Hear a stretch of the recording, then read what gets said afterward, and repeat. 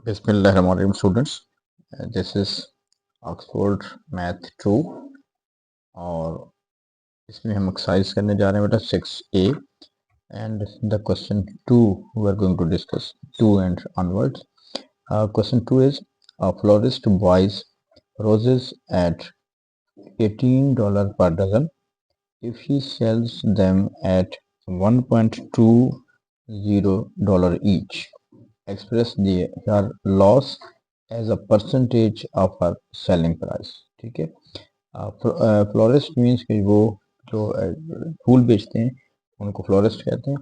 अब आपके पास जो क्वेश्चन है उसको हम इस तरह थोड़ा सा एक्सप्लेन कर लेते हैं कि देखिए इसमें बेटा क्या है, जो टोटल कॉस्ट प्राइस है फॉर 1 डजन, ठीक है ना, 1 डजन की बात हम कर रहे हैं, तो 1 डजन मीन्स कि 12 रोजेस की जो कॉस्ट प्राइस आ रही है वो आ रही है जी $18, ठीक है। इसका मतलब है कि सेल प्राइस फॉर 12 रोजेस, तो उसने जो सेल की है हर जो रोज है वो $1.20 ईच, ठीक है। इसका मतलब है जब हम 12 रोजेस को 1.20 से मल्टीप्लाई करेंगे दैट विल बी $14.40, ठीक है, 14.4 भी कर सकते हैं। तो हमारे पास अब क्या हुआ है, लॉस हुआ है। देखिए उसकी जो कॉस्ट थी उसकी वो 12 रोजेस की दैट वाज $18, और जो उसने सेल की है वो टोटल जो 12 रोजेस हैं वो उसने सेल किए हैं $14.40 में, जीरो भी लगा सकते हैं यहाँ पे, ठीक है। क्योंकि नॉर्मली जब हम यूनिट लिख रहे होते हैं डॉलर्स वगैरह तो हम पॉइंट के बाद 2 डिजिट यूज करते हैं। ओके जी, अब लॉस कितना हुआ बेटा, 18 माइनस 14.40, तो हमारे पास क्या आ जाएगा $3.60, ठीक है। ये तो उसका लॉस हो गया। But the question express her loss as a percentage of her selling price, तो मतलब loss percentage we have to find out. जो लॉस परसेंटेज है उसका जो फॉर्मूला है लॉस डिवाइडेड बाई, अगर यहाँ पे सेलिंग प्राइस की बात की है, सेल प्राइस मल्टीप्लाई बाई 100%, ठीक है बेटा। तो इसको हम कैलकुलेटर से हमने यूज़ किया हुआ है। तो जैसे मैंने लास्ट भी बताया था, अगर ये पेपर 1 में आ जाए और तो जिसमें कैलकुलेटर अलाउड नहीं होता तो आप सारी वर्किंग जो है साइड पे वर्किंग करेंगे, कैंसिलेशन करके फिर इसको आगे सॉल्व करेंगे। तो इसका जो आंसर बेटा क्या आ रहा है दैट इज 25%। ओके जी, next question, question 3 is the profit on a refrigerator is 35% of the cost price. If the profit is PKR 2,17,000, find of the refrigerator, ठीक है। ये उससे जो बुक में है ये सेंटेंस आखिर में लिखा हुआ है, तो मैंने यहाँ पे लिख दिया find the cost price and the selling price. अब इसमें इंपॉर्टेंट बात देखिएगा, यहाँ पे डिफरेंट किस्म का थोड़ा क्वेश्चन है। देखिए इसको अगर गौर करें, the profit on a refrigerator is 35%, और if the profit is this one, इसका मतलब है ये आपको बस यूं आप स्टार्ट करेंगे हम, गिवन दैट जो प्रॉफिट दिया हुआ है आपको वो आपको दिया हुआ है 35%, ठीक है। और जो 35% प्रॉफिट है दैट रिप्रेजेंट्स 2,17,000 PKR, ठीक हो गया। तो अब 1% क्या होगा, 1% में हम क्या करते हैं कि 2,17,000 को डिवाइड कर देंगे 35 से, but we have to find the cost price, और जो कॉस्ट प्राइस होती है वो एक्चुअल प्राइस होती है।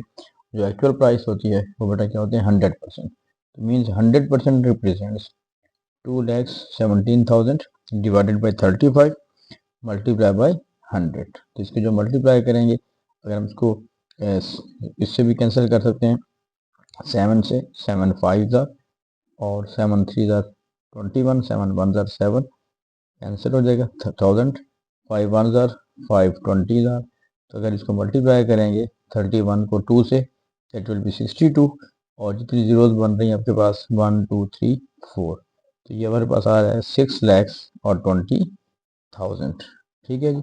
और इसका उसने पूछा हुआ है सेलिंग प्राइस। अब सेल प्राइस क्या होती है बेटा, ये sale price is cost price plus profit, क्योंकि उसको प्रॉफिट हुआ है तो हम उसको ऐड कर देंगे। तो कॉस्ट प्राइस जो है वो हमारी निकली है 6 लैक्स और 6,20,000, और उसमें जो प्रॉफिट हुआ था उसको वो हुआ था 2,17,000। तो इसका मतलब है जब इसको ऐड करेंगे तो एक्चुअल जो कॉस्ट सेल प्राइस आ रही है, ठीक है, विद प्रॉफिट दैट इज 8,37,000, ठीक है जी, तो इसका आपके पास ये आंसर आ रहा है। ओके स्टूडेंट्स, इसका जो क्वेश्चन नंबर 4 है जो हम करने जा रहे हैं यहाँ पे, the statement is by selling a book for $16.50, Albert loses 12% on the cost price. Find the cost price of the book. अब इसमें देखिए क्या किया हुआ है कि हम यहाँ से सॉल्यूशन करें। द सेलिंग प्राइस इज, वो कितनी बेटा आपको पास आ रही है 16.50। फिर वही बात क्योंकि उसको लॉस हुआ है, ठीक है, सेलिंग प्राइस पे। इसका मतलब है सेलिंग प्राइस क्या होगी, क्योंकि हमने डिस्कस कर चुके हैं पहले कि जो एक्चुअल प्राइस होती है कॉस्ट प्राइस दैट इज 100%। तो अगर सेलिंग प्राइस कैसे होगी, अगर लॉस होगा तो हम 100 में से वो माइनस कर देते हैं। इसका मतलब है कि जब 100 में से 12 माइनस करेंगे दैट विल बी 88। तो 88% रिप्रेजेंट्स कितना उसकी है जी $16.50। ठीक, तो 1% क्या होगा, this is known as the unitary method कि पहले हम एक की वैल्यू निकाल लेते हैं।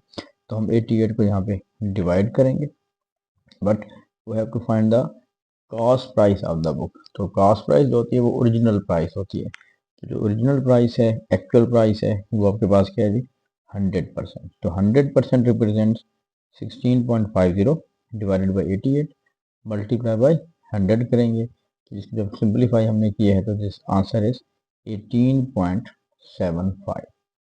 ठीक है, और नेक्स्ट क्वेश्चन 5 क्वेश्चन है, a necklace priced at PKR 1,29,800 is sold for 1,03,840. Find the percentage discount. अब ये सवाल जो है वो आपके पास फर्स्ट टाइम आ रहा है कि डिस्काउंट के हवाले से बात हो रही है।